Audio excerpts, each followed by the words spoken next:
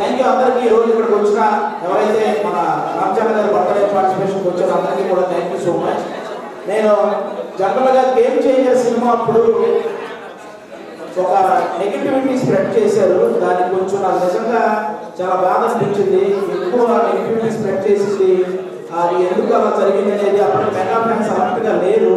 దానివల్ల ఆ negativity spread అయింది అని నేను గమనించాను. కానీ తెలుసుకోవాల్సిన విషయం ఏంటంటే మెగా ఫ్యామిలీని ఎవరైనా ఇంతకు ఆగాలని చేస్తే వాళ్ళు ఎప్పుడు కూడా అందరంత ఎందుకు ఎదిగారు అది మీరు అందరూ గమనించవచ్చు ఈ విషయాన్ని. ఎందుకంటే ఇది ఇప్పుడు కాదు, చిరంజీవి గారి టైం నుంచి జరుగుతుంది. చిరంజీవి గారు చెన్నైలో ఉన్నప్పుడు ఆయన అన్నానగర్లో ఆడిషన్కి వెళ్తే అద్దంలో మొహం చూసుకోమన్నారు. ఆ తర్వాత ఏమైందో మీకు అందరికీ తెలుసు. అద్దంలో మొహం చూసుకునే ప్రతి ఒక్కరు నేను చిరంజీవిలో ఉన్నానా అనుకునే స్థాయికి ఎదిగారన్నమాట. అది మీ అందరికీ తెలుసు. అలాగే ఆయన ఒక ప్రొడ్యూసర్ వాళ్ళ ఇంట్లో రెంటుకుంటున్నప్పుడు ఆ ప్రొడ్యూసర్ తాలూకు ఒక సినిమా ప్రివ్యూ వేస్తే వాళ్ళ ఫ్రెండ్స్తో కలిసి ఆయన చూడడానికి వెళ్తే కనీసం కూర్చోడానికి సీట్ కూడా ఇవ్వలేదు. ఆ రోజు డిసైడ్ అయ్యాడు ఆయన నేను హీరో అవుతాను అని. ఆ డిసైడ్ అయిన తర్వాత ఏ సీట్ అయితే ఆయనకి ఇవ్వలేదో అదే సీటుని సింహాసనంగా మార్చుకొని 30 సంవత్సరాలు నంబర్ 1 గా కూర్చున్న స్థాయి మెగాస్టార్ చిరంజీవి గారు. ఈ జనరేషన్ పిల్లలు ఎవరైనా మీకు ఏ హీరో అంటే ఇష్టం అంటే కొంతమంది ఆ హీరోని ఈ హీరోని హిందీ హీరో పేరు అందరూ చెప్తుంటారు, తప్పలేదు. కానీ ఆ పిల్లలు తెలుసుకోవాల్సిన విషయం ఏంటంటే మీరు చెప్పే హీరో అందరికీ ఫేవరెట్ హీరో మెగాస్టార్ చిరంజీవి గారు. చిరంజీవి గారు అంటే జస్ట్ సీనియర్ హీరో మాత్రమే అనుకుంటున్న ఈ ఇంటర్ చదివే పిల్లలకు నేను చెప్పేది ఏంటంటే మీరు కడుపులో ఉన్నప్పుడే కనిపించే ప్రతి గోడ మీద ఒక పోస్టర్ ఉన్నది. బాక్స్ ఆఫీస్ కి అమ్మ మొగుడు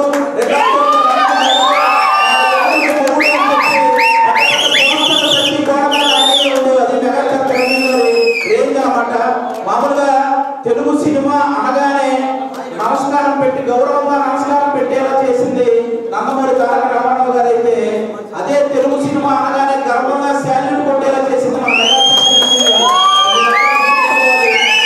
ముఖ్యంగా రీసెంట్ గా కొన్ని వెబ్సైట్లో చిరంజీవి గారు ఒక చిన్న ప్రీ రిలీజ్ ఈవెంట్ లో మగపిల్లాడు రామచంద్ర మగపిల్లాడు పుడితే బాగుండు అని ఒక మాట అంటే దాన్ని కూడా కాంట్రవర్సీ చేశారు. బేసిక్ గా మీ అందరికీ తెలుసు.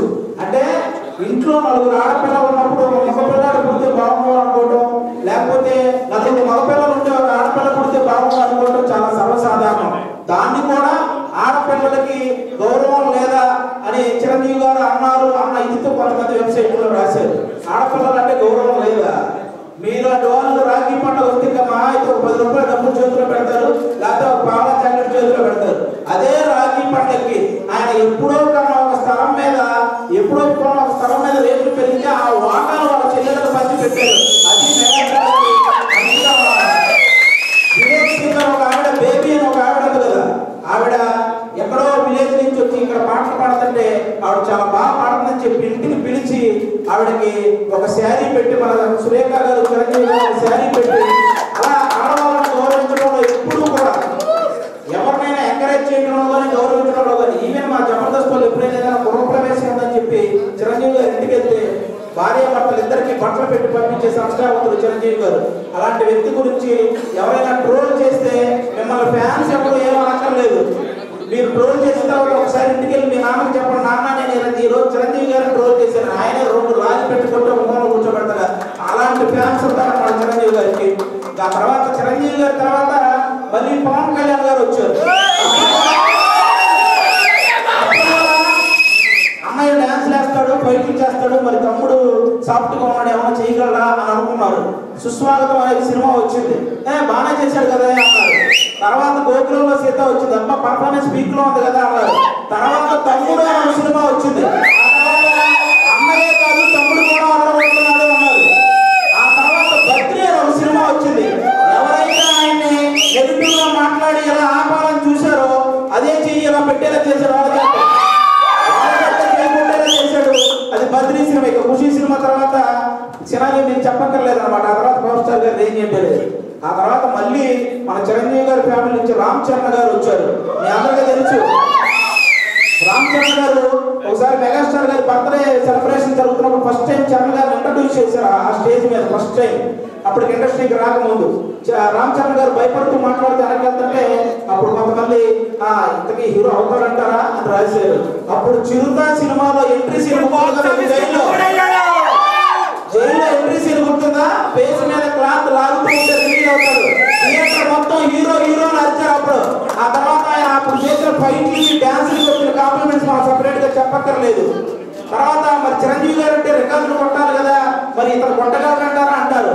మగధీర అనే సినిమా ఫస్ట్ టైం 100 కోట్లు కలిపితే మాకు తెలుగు సినిమా ఇండస్ట్రీకి పరిచయం చేసిన హీరో మన రామ్ చరణ్ గారు. ఆ తర్వాత మరి చిరంజీవి గారు అంటే పర్ఫార్మెన్స్ చేస్తాడు, ఎమోషనల్ గా చేయగలడు.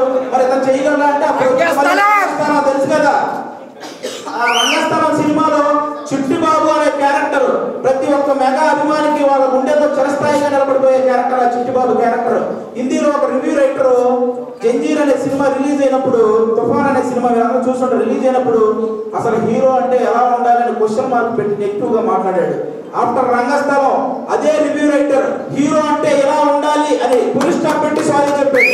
అది మీరందరూ గమనించాలి. అది రామ్ చరణ్ గారు ఎంటర్ అవగానే వెనక బ్యాక్గ్రౌండ్ లో కీరవాణి గారు కొట్టిన మ్యూజిక్ సౌండ్ కంటే కూడా థియేటర్ లో ఆడియన్స్ కొట్టిన క్లాప్ సౌండ్ ఎక్కువ వినిపించింది. అలా ఉంటదన్నమాట రామ్ చరణ్ గారి రేంజ్, ఆయన పర్ఫార్మెన్స్.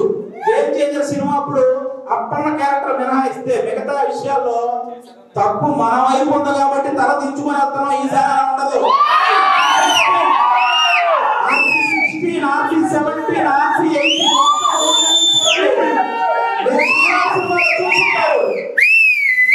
సినిమాలో 1000 మందిని కొట్టి బయటకు వచ్చిన తర్వాత ఒక పోలీస్ అంటారు చూసారా, హీ స్కేర్స్ మీ మోర్ అని. అది అలాగే మెగా అభిమానులు అందరూ కూడా మీరు నిలబడినట్టు మెగా ఫ్యామిలీకి ఎప్పుడూ కూడా అలా నిలబడరు. ఎందుకంటే అసలు చిరంజీవి గారు వచ్చిన కొత్తలో ఇంతమంది దిగ్గజాల మధ్యలో నెట్టుకు రాగలడా అనుకుంటున్న టైంలో అలాంటి చిరంజీవి గారిని 30 సంవత్సరాల నమ్మకాలుగా నిలబెట్టిన స్థాయి మెగా అభిమానులది. అలాగే డిపాజిట్లు కూడా రావు అని ఎవరెవరో విమర్శిస్తుంటే అలాంటి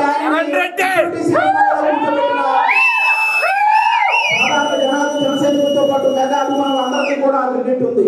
అలాగే రామ్ చరణ్ గారిని కూడా అదే విధంగా మీ అందరికీ తెలుసు కదా, నెక్స్ట్ వచ్చే సినిమాలు ఏంటి అనేవి, ఎలా ఉండబోతున్నాయి అనేవి. గ్లోబల్ స్టార్ స్థాయిని ఎవరు మించలేరు. చిరంజీవి గారు నేను అప్పుడు ఆల్రెడీ ఒకసారి ఒక స్పీచ్ లో చెప్పాను, సచిన్ టెండూల్కర్ కొడుకు సచిన్ టెండూల్కర్ కొడుకు చిరంజీవి అయ్యాడు. Thank you so much once again, Ram Charan garu. Many more happy birthday.